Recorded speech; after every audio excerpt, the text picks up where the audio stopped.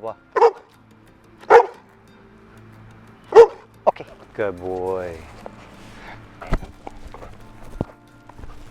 When I'm working with dogs, I try to use a reward system. You basically, back in the day, we used to use corrections to train dogs, and now we use rewards because it's just a more peaceful and harmonious way to train. The dog's more into it, basically. So this dog loves a ball and loves any kind of toy, so I basically teach him to work through me to get the ball. So even though the ball is right there on the ground, I can get him to do something through me. Okay. Okay. So I can teach him to look at me to get the ball there. People used to do this. They used to hold their ball up like this. You remember that, Houston? Yeah. Right? And they would teach the dog to heel like this. And I'm like, well, how do you get away from that? You got to get away from that. You can't walk around the street like doing that. So I just basically taught the dog the ball is with me, or wherever the ball is. If I tell you heel, you heel. Okay.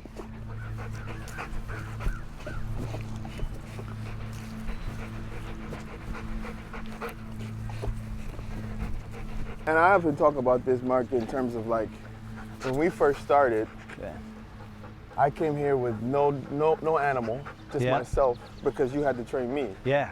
right? And training me to learn how to communicate properly with the dog, how to get them to understand what I want to do, right? Because Yeah. if I'm communicating the wrong thing, Yeah. they do the wrong thing, and then it's ingrained and it's wrong. And then So you got it's- conflict too when you go to try to fix it.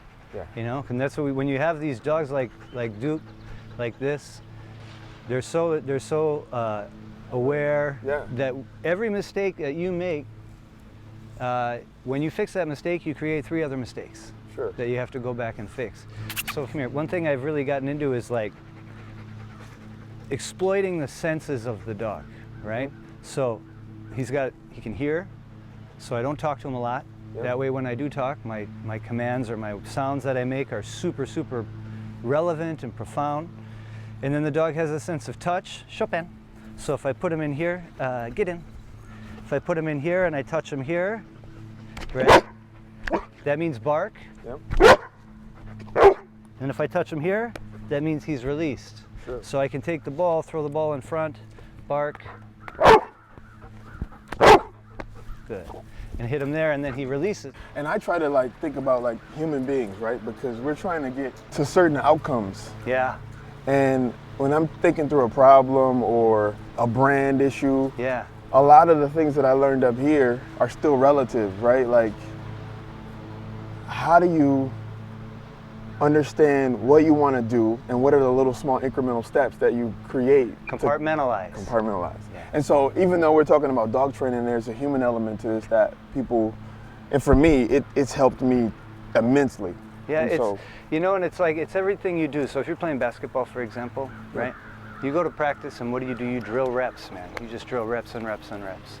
And you get yourself in a state of comfort so that you're ready for the stress of the big game, Yeah, right? yeah. So, but if you drill enough reps, you create this muscle memory and all this stuff, right? But it is done by drilling, like we're gonna pass the ball back and forth. That's all it's not pass the ball, shoot, dribble, layup, blah, blah, blah.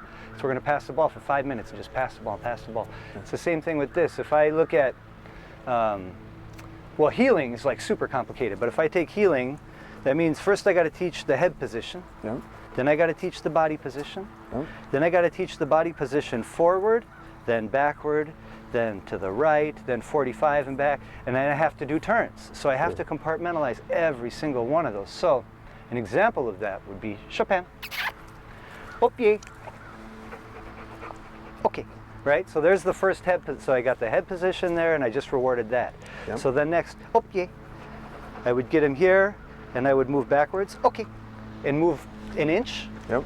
And then they release the dog, and the dog's like, oh, cool, this is what we're doing. You want me to move backwards. I do it, you release me.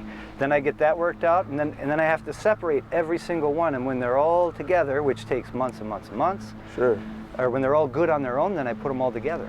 Yeah. And it ends up working really peacefully. And just real quick, because something you taught me, and I want people to understand. It's this notion if you're training the wrong thing, Yeah, right, and you're practicing that habit the wrong way. the wrong way, and how, to your point, now you got to create conflict. And so, it just speaking to the importance of doing it the right way from the outset, even if that means going super slow. Yes, yes. And you golf, right? Yeah. Yeah. So you don't want to learn a bad swing from the start, right? Yeah. Because if you have, it's going to take forever and ever. And that's one all thing that, practice. that I learned with this is like, what's the end picture? The end picture is this, you know? So I need to show him this. The other thing, along with the senses, the dog has a visual sense too. Sure. So if he sees me standing like this, like he runs to me, if he's running towards me and I stand with my back to him, he's going to run between my legs. If I stand like this and he's got a ball in his mouth, he's going to retrieve, right?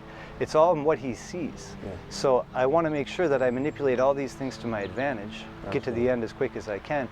And it's hard because, like you said, you can even me can create a bad habit overnight without realizing it, and then all of a sudden I'm like, oh man, what did I do? Now you're trying to fix it. Yeah, and But it he's happens. like, this is what you told me to do.